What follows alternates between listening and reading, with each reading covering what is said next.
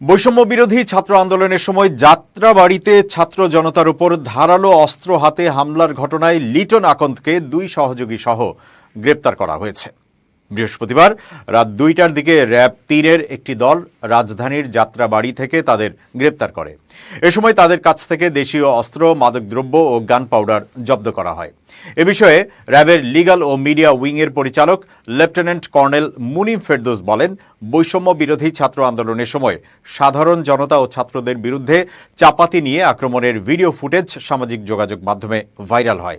পরবর্তী সময়ে তথ্য প্রযুক্তি ও গোয়েন্দা কার্যক্রমের ভিত্তিতে নিশ্চিত হওয়া যায় যে হামলাকারী ব্যক্তি ছিলেন লিটন।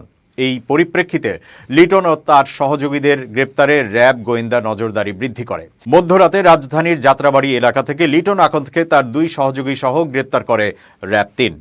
যাত্রাবাড়িতে তার গোপন আস্তানা থেকে ছাত্রদের উপর আক্রমণে ব্যবহৃত 4টি চাপাতি, মাদকদ্রব্য এবং কিছু পরিমাণ গান পাউডার জব্দ করা হয়।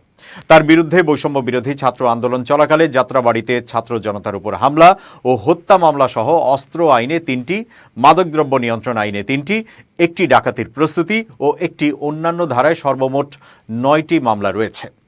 এলাকায় চাঁদাবাজির সঙ্গেও সম্পৃক্ত লিটন। কেউ চাঁদা দিতে না চাইলে তাকে বিভিন্নভাবে নির্যাতন করতেন বলে অভিযোগ রয়েছে।